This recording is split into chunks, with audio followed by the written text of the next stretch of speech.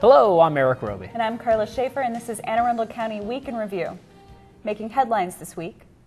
Good news is in from Wall Street. For the 5th consecutive year, Standard & Poor's has awarded Anne Arundel County a AAA bond rating.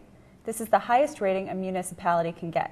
Why is this important? Well, the better your rating, the better interest rates you can get on loans to build roads, schools, and infrastructure. County Executive Leopold said of the rating, "This rating shows a confidence that our economy is rebounding and we are weathering the fiscal storm." In 2007, Anne Arundel County received a AAA rating for the first time in the history of charter government. The bond rating firms take a look at the balance sheets to measure long and short-term financial health. The firms also got a sneak preview of the fiscal year 2012 budget, which will be presented to the County Council on April 15th. Now that April has arrived, we can start thinking about, you guessed it, spring. Time to pack away the parkas and open up the pools in this 35-degree weather. It's almost time for Earth Day as well. And what better topic of conversation on Earth Day than recycling? County Executive Leopold announced that he will hold a public forum on April 13th for businesses to discuss how to recycle more often. 5 years ago, he asked residents to take the 50-50 challenge to recycle more, and they responded. The rate has gone up from 31% now to nearly 40%. Well, now we're asking the business community to join in the effort. Northrop Grumman, Arundel Mills, and Arundel Medical Center have already stepped up to join the panel and talk about how they use recycling. County Executive Leopold's recycling experts, representatives from the public school system, and county councilmen will also be on hand. The county executive said of the event, "This is an opportunity for businesses large and small to see what others are doing and how they can improve recycling. Most importantly, our goal is to demonstrate that recycling is good for business and good for your bottom line." If you'd like more information or find out more info about this event, call 410-222-7951. It's free and you don't need to make a reservation, so don't worry. We'll have the entire program available on this channel by the end of April. In this week's Hot Topics, the Anne Arundel County Fire Department responded to 1,234 calls for service. This included more than 967 emergency medical calls and 97 fire calls. This week, members of the Anne Arundel County Fire Department participated in a mock exercise that simulated a worker who had been injured in a confined area. This required the expertise of a particular group of special rescuers. With us now to tell us more about this training exercise is Division Chief Michael Cox of the Anne Arundel County Fire Department. Chief? Thanks, Karla. During the week of March 28, 2011, the Special Operations Section of the Anne Arundel County Fire Department took part in a training exercise at the United States Coast Guard Yard in the Curtis Bay section of Baltimore City. The training exercise was a multi-jurisdictional drill that depicted a worker who had fallen approximately 40 feet into a confined space. The exercise took place on a World War II era ship named the Oak Ridge. In this case, the scenario depicted a worker working on the 600-foot ship who had fallen approximately 40 feet into a confined space and critically injures himself. The first fire department units from the Coast Guard station arrive on the scene, conduct an assessment of the situation, and recognize the inherent danger of the high-risk, low-frequency type event. They also recognize the need for a specialized, confined space and rope rescue team to assist them in this matter. The call for automatic aid goes out, and members of the Anne Arundel County Fire Department's Jones Station Fire Station, who are confined space and rope rescue trained, respond to the scene. Upon arrival of the rescue team from Anne Arundel County, they board the ship and assist the Coast Guard members with the rescue and extrication of the patient. One of the first actions was to construct a tripod system to raise and lower the rescuers and victim from within the hole. Second, a team of 2 rescuers were lowered down into the vertical shaft to make contact with the critically injured patient. Third, rescuers begun to stabilize as well as immobilize the injured patient in preparation for extrication from the shaft. Fourth, the rescuers built a mechanical advantage rope rescue system that was utilized to winch the victim out of the shaft and back onto the main deck of the ship. Once back on the main deck, the immobilized patient was then lowered by rope system more than 60 feet from the ship's main deck to the ground level below, utilizing an anchor tube on the bow of the ship. Karla? Thanks, Chief. County fire officials advised that each of the 4 shifts of personnel assigned to the Jones Station Fire Station participated in the mock exercises this week. The Anne Arundel County Fire Department officials would like to thank the U.S. Coast Guard Station Curtis Bay and the Curtis Bay Coast Guard Station Fire Department for hosting the exercises and the gracious invitation that was extended to the Anne Arundel County Fire Department's Special Ops personnel to participate. Well, in this week's Community Spotlight, Brenda Reber, Director of Constituent Services, and Marina Hardy join us from the banks of the beautiful, scenic Severn River to talk about the 100th anniversary of the Severn River Commission. Ladies. Hello, I'm Marina Hardy, and I'm here today on the beautiful Plum Creek, which leads to the Severn River, and I'm joined today with Betsy Love and Dwayne Wilding, thank you, Right. of the Severn River Association, and they're celebrating their 100th year of existence here, and I have to ask them a few questions. So, Betsy, how long have you been involved with the Severn River Association? For about the last 3 years. I got involved thinking that someone else was always taking care of the environment, but one day this beautiful creek here poisoned one of my neighbors, and I became concerned and got involved just to see if I couldn't help raise awareness of what happens when you swim right after a rainstorm. Fantastic. And how about you, sir? I've been involved for about, I'd say 15, going on 20 years. And I got involved because we grew up on the river, raised a family on the river. Our kids swim in it, in the summer, every weekend we were down at the beach in our community here in Arden, many hours a day. And we're happy to have our kids worn out there so that when they went home they slept well. And so we loved the river, wanted to be more involved. I went to a Severn River Association. I think it was the first one I went to. I'm also a professional engineer, and the topic came up about variances being granted. And actually this was when Barbara Samarizek in her community, she later then became a county council person. She was actually sort of opposing, or at least trying to fight, 2 homes being built in her community because they were really on a steep slope lot and had a lot of environmental issues. So I got involved as a professional engineer to help her. And then I've been involved ever since. I then went on to be president in 2002, 2003. And then this year coming up, they've elected me to be president again. Congratulations. Yep, thanks. Now, as a professional engineer and just somebody from the community who wanted to get involved, what type of experience do you have to be involved with the Severn River Association? Well, you really don't need an environmental background. You just need to care about the river and to want to learn the issues and how to make improvements. Great. If somebody was interested in learning more about the association or attending a meeting, who should they contact?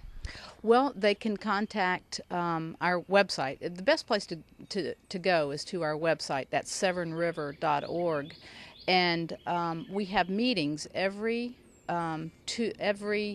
third Tuesday of every month, and they're held at Arlington Echo, and which is just right up the river here.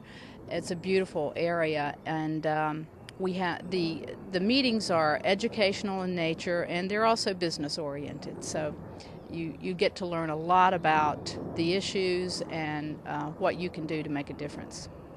Fantastic. Thank you, Betsy. And Dwayne, what types of topics do you think you'll be covering in the coming months? Well, I think our challenges this year for the Severn River Association is, first of all, there's zoning changes going on.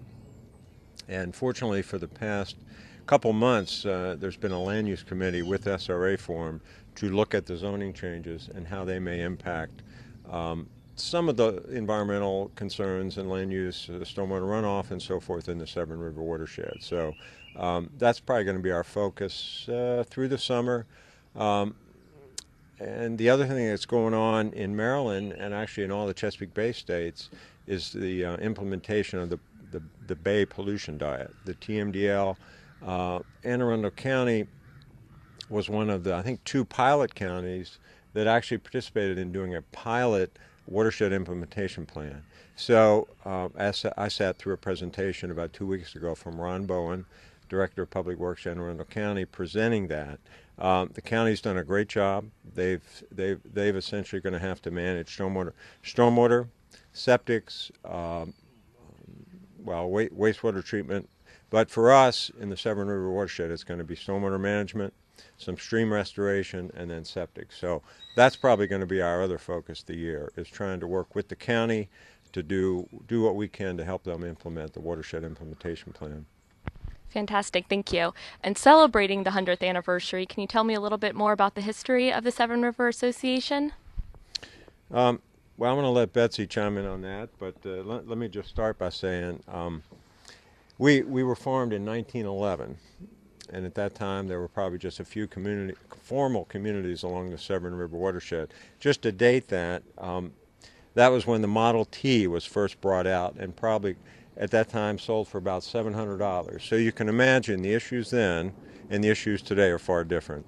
And what I've heard is that then some of the issues were actually trying to make better roads for the communities. So in contrast today, we think we may have too many roads, and we recognize all the problems that the roads do cause, like it's the impervious surfaces, the stormwater runoff. So the issues have changed, but that gives you some sense of when we were first formed, and it's I think a real achievement or a real notoriety to say that we're one of the first organizations formed like that in the whole country, and we're 100 years old. So I'm happy to be part of it.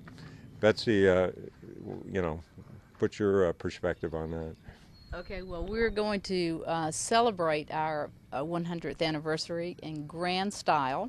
On April 29th, we'll be 100 years old, as Dwayne said, and we have a terrific program planned, and it'll take place at the Governor Calvert House at 6:30 p.m. So if you want to come, any interested person is invited to come and celebrate with us. And I think it's a wonderful celebration for Annapolis, because Annapolis is the center of so many historical dinners, and here we go again to have another significant event that marks an environmental historical coup for Annapolis. Fantastic. And I know we were previously talking a little bit about some of your favorite memories from the Severn River, and looking back and looking in the future, what are some of your favorite pastimes? Well, my favorite pastime is sailing, of course, but playing with my dogs in the river, swimming, and all those things, that you grew up doing, still are grand aspirations, but with the water quality the way it is today, I am very hesitant about doing that. And hopefully one of these days, when these TMDLs get under control and we're able to meet our daily load of pollutants, then or allotment of pollutants, we'll be able to do those fun things again. Fantastic, thank you. And Dwayne, what are some of your favorite memories and pastimes of the river? Well, similar to Betsy, we had a sailboat and sailed a lot on the Severn River. I think our favorite thing in sailing was sailing, but also just anchoring out in some of the beautiful coves and what do they call them, gunk holes? The gunk holes in the river. What are the gunk holes? Well, that's what the sailors call the little quiet, anchorages, coves along the river, and of course all through the bay. And we, of course, always liked also going downtown Annapolis and, tying up down there and grabbing a bite to eat and so forth. So, the Severn River really is pretty. We, as I said earlier, we used to swim a lot in the beaches. We also, when the kids got a little older, I got rid of the sailboat and got a little powerboat so we could do some water skiing and wakeboarding. So we also did that. So, yes, we've enjoyed it very much, and do some fishing. Yep. Fantastic, thank you. And if you could tell the viewers today, leave them with a couple lasting impressions about the Severn River and the Severn River Association, what would they be? Well, I would just offer that, the river is really beautiful. To sort of typify that, years ago I worked for the Army at Fort Meade, And for some reason, it's a long story, but anyway, I ended up in a helicopter flying from Fort Meade all the way to the near Ocean City. And we went directly over the Severn River. And somehow, even though I fly in planes occasionally, you just didn't get the perspective. But that perspective of the Severn River, to see the relief of the steep shorelines or the hillsides going down to the river, it was just gorgeous. I mean, I almost felt like I was in Norway seeing the fjords. And so, you know, I think a lot of us see the river day in and day out, but it's really beautiful. And I think visitors that come in from out of state, if they're not used to it, just are enamored with the beauty of the Severn River. So I would just say, don't take it for granted. Enjoy it. Let's protect it. Let's not love it to death. And help SRA promote activities to do that. And how can people help promote the activities? Become a member of Severn River Association. If you're a community in the Severn River watershed, make sure your community is a member community of SRA. And if they're not, then please join. Please attend our meetings. We're always looking for help in our projects. So please, you know, join and be volunteer for activities. And besides engineering help or general interest help, what type of other projects can people get involved with specifically? What other opportunities? Well, that varies. They come and go. We like to sponsor. In fact, right now the Severn River Association and Betsy chaired the committee. I think it's called the Stormwater Action Committee, where the Severn River Association then actually has a little grant fund where we fund communities to install small stormwater management systems to help treat the stormwater, prevent erosion in their community. And that's, I guess you'd call it a leverage grant, in that we hope to give them just sort of a nominal amount of money where they can also get money from Chesapeake Bay Trust, from the county, or even their own resources in the county. So we'd like communities to be more involved in that. I think, as you've probably heard from Ron Bowen with the county, you know, stormwater management, the county can't solve all the problems. We all have to do our part. And the Severn River Association, we promote that, and we encourage communities to do that. We promote rain barrels. We've also sponsored programs where we've gotten grants to do actual stormwater management retrofits and stream restoration. Some in the Downs, some near Sherwood Forest, and right now we're trying to also help work with the county on one here in Arden. So just become involved and become better stewards of the river. Living shorelines is another thing we promote, and that's where if you're a community or a landowner on the river, you have an eroding shoreline, and you need to deal with that, especially if you're losing property. What we're trying to promote is a living shoreline, and we actually have a little brochure that SRA developed for that, in lieu of riprap and bulkheads. So we're also promoting living shorelines, among the many things. Betsy can add to that. Oysters. Oh, yes. Oysters, yes. We launched an oyster project, and we have citizens all along the watershed involved in growing the spat into oysters. And we have a reef, actually, Severn River Association reef, where we plant our oysters in hopes that that they'll survive the onslaught of what we give them daily, but to help clean up the river. They do a very effective job. I think it's something like, I hate to say this, but I'm thinking it's like 60 gallons one oyster can clean a day. Some pretty incredible. Yeah, it's pretty effective. Yeah. I'm not sure that that's the correct statistics, but it's something like that that's pretty phenomenal. So it's a very worthwhile project that we're working with the government on.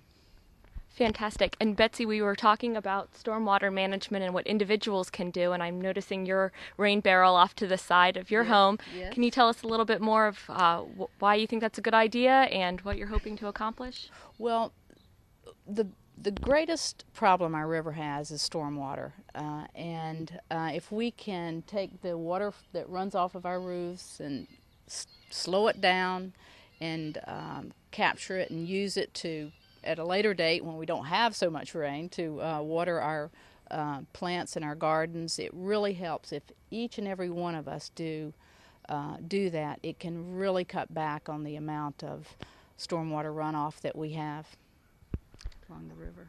Fantastic.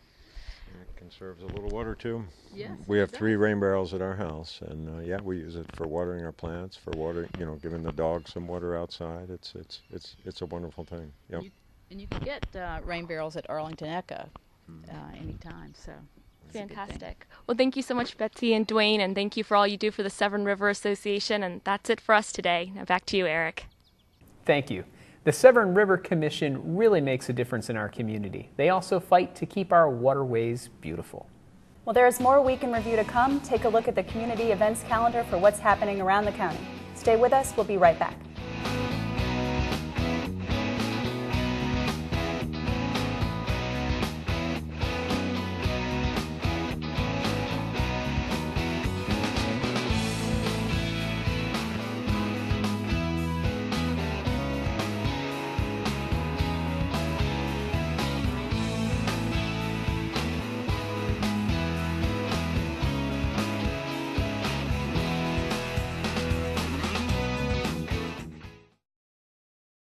I'm an electronics engineer. I'm an agricultural economist. My work matters to America's defense. My work matters. The talent pool of individuals with disabilities is 20 million strong. Become one of the many Maryland employers who have hired people with disabilities. See the possibilities, create opportunity. Because work matters. Visit mdod.maryland.gov. Welcome back. On March 27th, officers from our Eastern District Police Station responded to the Wendy's on Whitehall Road for a report of an assault. Here to tell us more about the incident is Public Information Officer Justin Mulcahy. Justin. Thanks, Erik. When officers arrived on scene, they spoke with the victim, a 44-year-old male from Chester, who stated that he was exiting the Wendy's restaurant when he observed a male suspect attempting to break into his 2002 Lexus ES 300, which was parked in the parking lot. The victim approached the suspect and confronted him. At this time, the suspect swung an unknown object, which struck the victim and caused a laceration. The suspect then fled the area on foot and was last seen running towards the wooded area behind the adjacent McDonald's. Eastern District officers established a perimeter around the area pending the arrival of a canine and aviation unit. A canine search and aviation scan of the area was conducted, but the suspect could not be located. The victim sustained a minor laceration but refused any medical treatment. The crime scene was processed and further investigation will be conducted by the Eastern District. Suspect in this case is being described as a white male with a thin build, last seen wearing a tan jacket with a hood. We're going to move on now to our second incident. That one took place on March 21st, right around 10:15 p.m. That's when officers from the Northern District responded to the area of the Gulf gas station located in the 5700 block of Ritchie Highway in Brooklyn Park for a call that came out as a citizen robbery. When officers arrived, they spoke with a 65-year-old male victim who was a patron of the store, and the individual indicated that he was standing inside of the gas station when a male subject entered the store, stood behind him, and proceeded to reach into his pocket and forcefully remove his wallet prior to fleeing the store on foot southbound. Northern PAC detectives observed the suspect and pursued the suspect on foot. That suspect then jumped into the driver's seat of a waiting vehicle and fled the scene. Detectives followed the suspect until about the 4000 block of Brooklyn Avenue in Baltimore City. That's where the suspect abandoned the vehicle and again fled on foot. Several units responded to the scene to assist, along with the Baltimore City Police Department. However, the suspect could not be located at that time. Now for an update in the case, through the investigation, the Northern District PAC and Northern District detectives were able to obtain evidence that identified the suspect in the robbery, and they subsequently obtained a warrant. On March 26th, around 5 p.m., Northern PAC detectives located the suspect and arrested him on the warrant without incident. Further investigation revealed that the suspect was responsible for the aforementioned robbery. And that suspect is Christopher Lee Brown, age 35, of 519 Baltic Avenue, the first floor in Baltimore, Maryland. The suspect was charged with robbery, theft under $100, fleeing and eluding, also charged with failure to obey a lawful order, along with second-degree assault, resisting arrest, and numerous related charges. Now, folks, as always, if you have any information on any of the crimes or suspects that we mentioned on the show, don't hesitate to call, email, or text your tip to Metro Crime Stoppers hotline. That number is available 24 hours a day, toll-free at 1-866-7-LOCK-UP. Or you can text message MCS plus your message to crimes at 274-637, or visit the website at www.metrocrimestoppers.net. Remember, Phone calls are not recorded and callers remain anonymous. You might even be eligible for a cash reward of up to $2,000. Back to you, Eric. Thanks, Justin. It's always good to hear about people making a difference in our communities. And today, Jody Letty is with the Boys and Girls Club to talk about all of the work that they've been doing. Jody? Hi, I'm Jody Letty, and I'm here today at the Annapolis Bates Boys and Girls Club with Chief Professional Officer, Mr. Reginald Brody. And we're here today to talk about the annual Youth of the Year program. So, Mr. Brody, please tell us, what is the Youth of the Year program all about? Well, welcome, Jody, to the Boys and Girls Clubs. Thank you for having us. We're a youth development organization that specializes in developing young people from age 5 to 19. Today we're here to talk a little bit about our annual dinner, but moreover, more importantly, to talk about an evening where we will celebrate our young people who have done some outstanding things, not only just this year, but in past years as young members of the Boys and Girls Club. So tonight we will actually celebrate them in the most special way. And we will do that by honoring them with awards, as well as them having access to over 450 people who will be in attendance. Great. So what's involved in applying for Youth of the Year, and what does it mean for the students who apply? Well, it's a process like most things. What we try to do is to let it be a springboard to the process very similar to applying for colleges and universities. They have to go through a panel process. They have to be selected amongst their peers. It's a strenuous piece where they have to have different recommendations, but not only their pastors, but people in school, their family, and even they have endorsements from people that they fellowship here at the clubs. So it's really kind of nerve-wracking if you put it in the context of all that's required for them to get to just being nominated as Youth of the Year. So these young people have done a great job in making sure that their package not only represented them, but it also represented their families and the communities that they come from. Excellent. So it sounds like a great leadership program for the youth to get used to having to write essays, go through interviews, that type of thing. It is. And as I understand it, you now have 6 Boys and Girls Clubs in Annapolis and Anne Arundel County, which had a grand opening last week, correct? Yes. We're very, very proud to be in the Annapolis Gardens community. We have a fantastic partner in Landex Corporation, a corporation that really believes in the development of families, as well as providing the very best in what I call quality of life services for communities that they go in and redevelop. And we're just happy to be a part, because we know that so goes the quality of life that our young people have in front of them, and so go their lives. And we just want to play a part in the development from age 5 on to 18. Excellent. Thank you so much. You're welcome. And I'm very happy to have all 5 of the finalists. I guess next year there'll be 6. It'll be 6. One from each of your Boys and Girls Clubs that you support. And today I have all 5, if we can pan and take a look at all 5 of our Youth of the Year from all 5 Anne Arundel County and Annapolis Boys and Girls Clubs. I'm going to give them each a chance to tell us a little bit about their experience as Youth of the Year, being selected Youth of the Year. So first I have DeMonte Reed of Glen Burnie High School. Hi, DeMonte. How are you? Good. Good. Tell us, how long have you been a member of the Boys and Girls Club here? And, well, which club are you a member of? And what's your best memory of being in the Boys and Girls Club? I'm from Freetown Boys and Girls Club in Anne Arundel County. I started at age 5, and my most memorable is just seeing the kids' faces every day and trying to urge them to be better. That's great. Thank you so much for being here, and thanks for all of your leadership and being a good mentor for young people. All right, best of luck. All right, Janae Turner of Annapolis High School. Why did you decide to apply for the Youth of the Year program?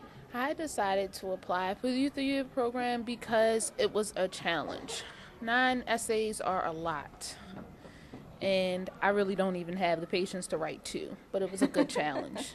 Good for you, and I'm sure it'll help you in the future. Yes. All Thank right, you. Great. Thanks for being here. No problem. Thank you. All right. Charlie, come on down. We've got Charlie Butler, or is it Mr. Charles Butler? Which do you prefer? Charles is fine. All right, Mr. Charles Butler, also of Annapolis High School.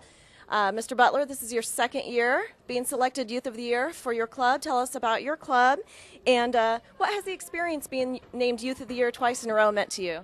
Well, I work at the Bates Boys and Girls Club, and this is my second year, and throughout my 2 years of experience, I've had a lot of practice with my public speech and as well as my handwriting, with my grammatical errors, and I just had a better chance to help the kids and help them strive to be the best. Excellent. Thank you so much for being here, Mr. Butler. Come on down. Shemaiah Clark of Meade High School. So we got West County represented here, right? Yeah. So tell us, Shemaiah, what does being a member of the Boys and Girls Club mean to you, and how do you think it'll help you in your future endeavors?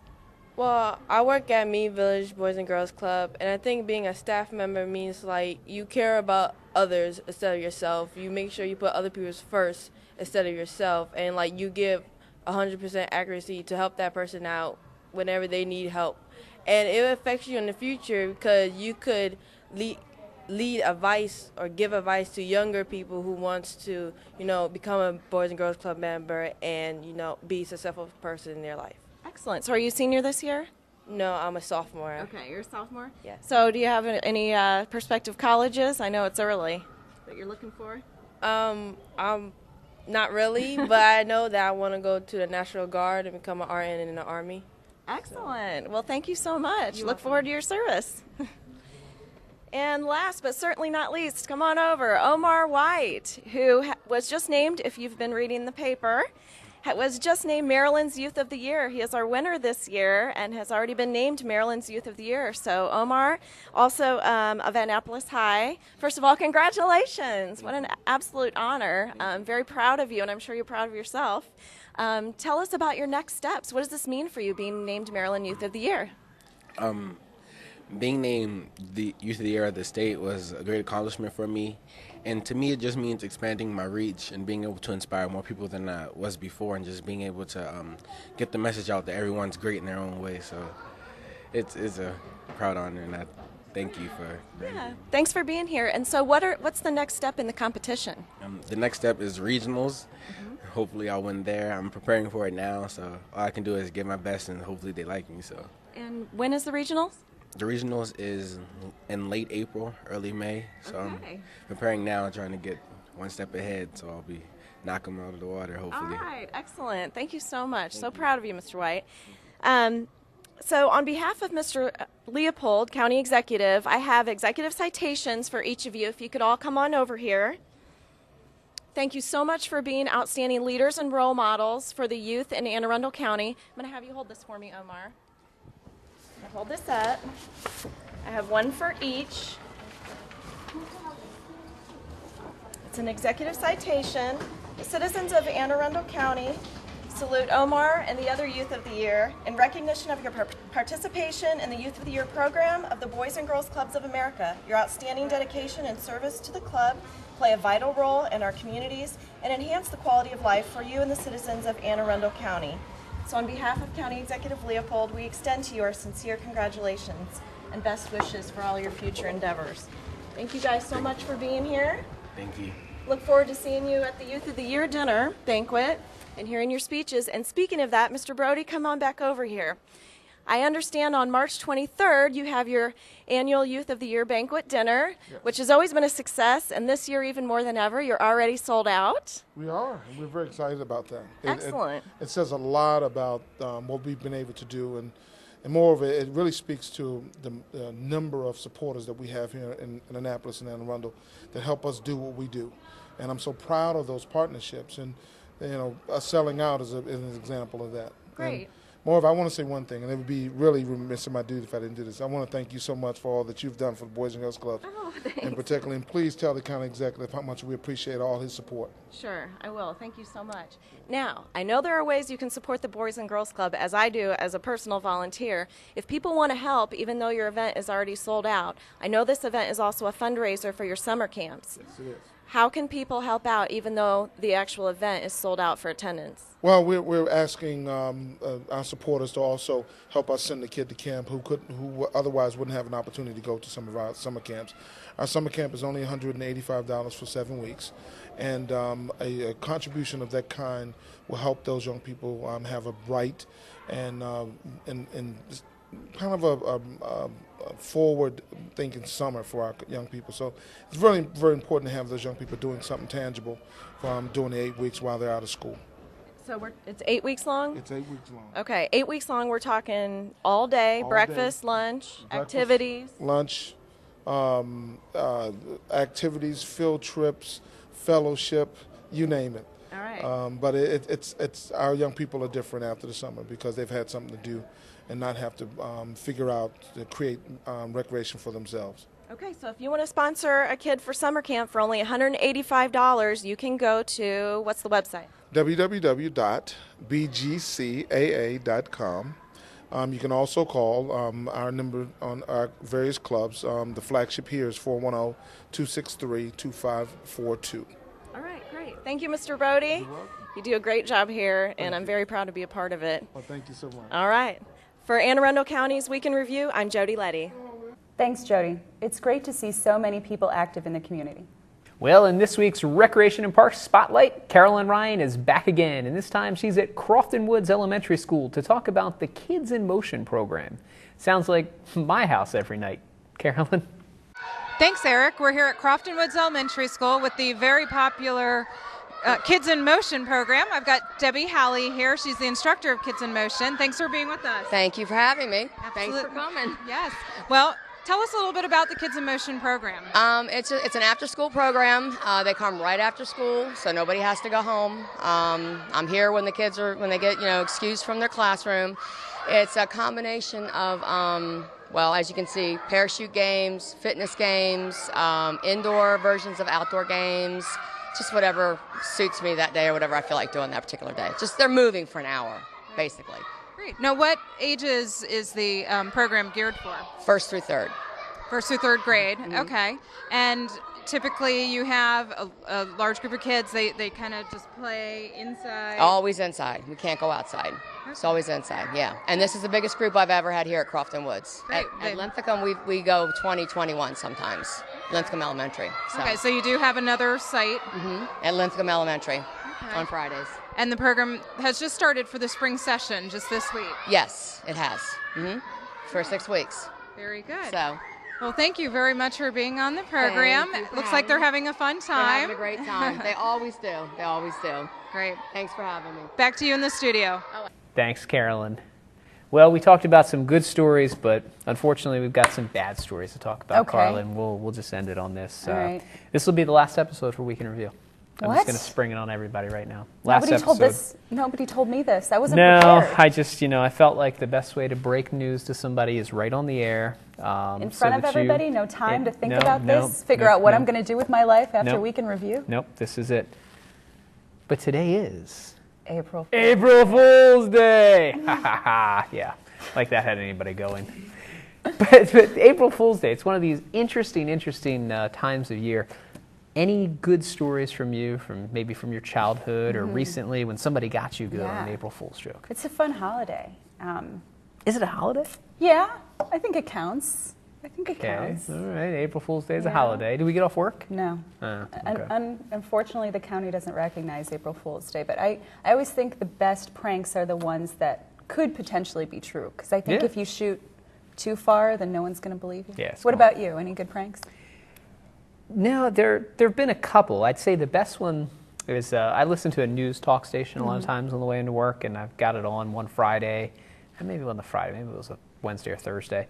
But I'm listening to the show, I'm listening to it, and it comes back from commercials, and it's got music on it. And it's all kinds of music. It's got, mariachi band, it sounds like. Then it's got rap music, and then it's got country music. And I'm like, what is it? I'm changing the dials. I'm like, I have it on the wrong station. Yeah. And then I hear April Fools, and the announcer comes on. We are still the news station, and we give the news. So it was good. It got me on that one. But normally it's me getting, my parents or friends or family with something. And you're right, you've got to be creative about it. You can't be too crazy. Like, if you go over the top, no one's going to believe it. No one's going to believe it. That's right. That's right. But did you see the pictures that came back from Mercury? No. Yeah, we've got a space probe out there in Mercury now, and they've got Martians on Mercury. No, they don't. April Fools. They No, wouldn't be called Martians. They'd be called Mercurians. Mercurians. Sorry, I gotta work on that one a little bit before I go home and use it on the kids later. Well, that wraps up this week's edition of Week in Review. No fooling. You can watch this episode online anytime at www.aacounty.org, and archive episodes are available at blip.tv and YouTube. You can also subscribe to our free video podcast at iTunes. Please tune in again next week. We will be back, folks, for more highlights and news from around your county. We'll see you next week.